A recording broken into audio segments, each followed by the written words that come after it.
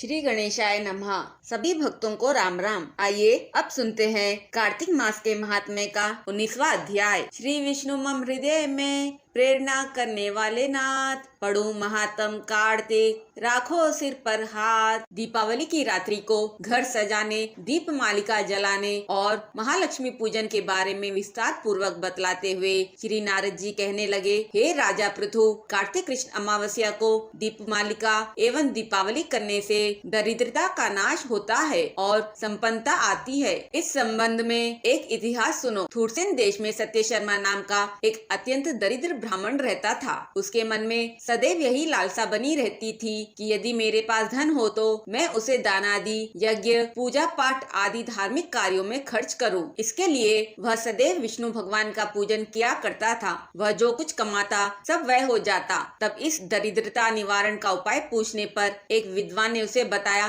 कि तुम धन प्राप्ति के लिए शिवजी भगवान की आराधना करो। तब से वह ब्राह्मण सत्य शर्मा भगवान शिवजी का उपासक बन गया और सच्चे हृदय से भगवान शिवजी की उपासना शुरू कर दी। एक वर्ष बीतने पर एक दिन भगवान शिवजी ब्राह्मण का रूप धारण कर उसके पास आए और बोले कि हे विप्र, धन की प्राप्ति हेतु तुम राजा के पास जाकर उससे वरदान मांगो कि कार्तिक बदी अमावस्या को तुम्हारे सिवाय और कोई अपने घर में दीपक न जलावे। ब्राह्मण ने ऐसा ही किया और राजा ने उसकी बात स्वीकार कर ली। कार्तिक कृष्ण अमावस्या से एक दिन पूर्व अर्थात चतुर्दशी को सत्य शर्मा ने राजा के पास जाकर उसको स्मरण कराया तो उसी समय राजा ने सारे शहर में ढिंडोरा पिटवा दिया कि अमावस्या को कोई भी घर में दीपक न जलावे। राजा के आज्ञा अनुसार अमावस्या की रात्रि को किसी ने भी दीपक नहीं जलाया। जब रात्रि को लक्ष्मी जी नगर में आई तो उन्होंने देखा सारे नगर में अंधेरा है, मगर एक ब्राह्मण का घर खूब सजा हुआ है, साथ ही दीप माला से जगमग हो रहा है। लक्ष्मी जी प्रसन्न होकर जब उस घर में जाने लगी तो उन्हें अपने घर में प्रवेश करता हुआ देख ब्राह्मण ने उनका रास्ता रोक लिया और कहने लगा,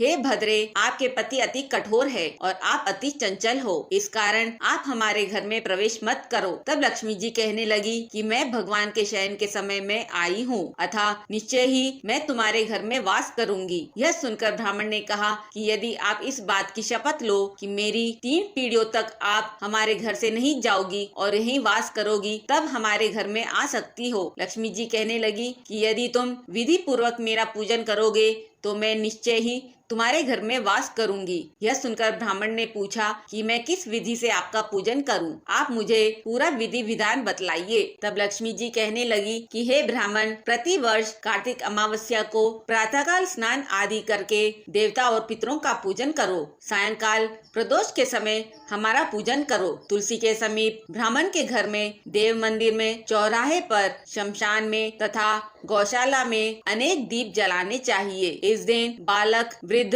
तथा रोगी के अतिरिक्त अन्य कोई भोजन ना करे। सायंकाल को सबसे पहले स्वस्ति वाचन द्वारा गणेश जी का पूजन करे, फिर कुबेर का पूजन करके संकल्प करे, तत्पश्चात लक्ष्मी जी का पूजन करे और कहो, कमल के आसन पर स्थित, कमल पुष्पों की माला धारण करने वाली, कमल जैसे नेत्र वाली, गंभीर नाभि वाली, सुंदर वस्त्र वाली, देवताओं के हाथियों द्वारा मणियुक्त घड़ों से स्नान करने वाली, हाथ में कमल पुष्प लिए ऐसी लक्ष्मी मेरे घर में निवास करे। सर्वप्रथम लक्ष्मी जी को आसन दे, फिर पाद्य, अर्घ्य, आचमन, स्नान, वस्त्र, धूप, दीप, नैवेद्य, जल, तांबुल, सुपारी, इन सब वस्तुओं को अर्पण करके नमस्कार करे, दीप जलावे और सारी रात्रि भगवान का कीर्तन करो। इस प्रकार कुबेर तथा लक्ष्मी जी का पूजन करके ब्राह्मणों को भोजन करावे। तत्पश्चात बंधु बांधवों सहित आप भी भोजन करे। सत्य शर्मा ने विधिवत इसी प्रकार पूजन किया, जिससे उसके पास बहुत सा धन धान्य हो गया। इसके बाद उसने अनेक यज्ञ तथा अनेक धार्मिक कार्य भी किए। फिर सत्य शर्मा जीवन की संध्या काल में वो संसार से विरक्त होकर मथुरा चला गया और वहीं पर समाधिस्थ होकर विष्णु लोक को प्राप्त हुआ। इस प्रकार कार्तिक महात्म्य का 19वां अध्याय पूर्ण हुआ। ओम नमो भगवते वासुदेवाय नमः। बोलिए श्री हरि लक्ष्मी जी की जय। बोलिए श्री विष्णु भगवान की जय।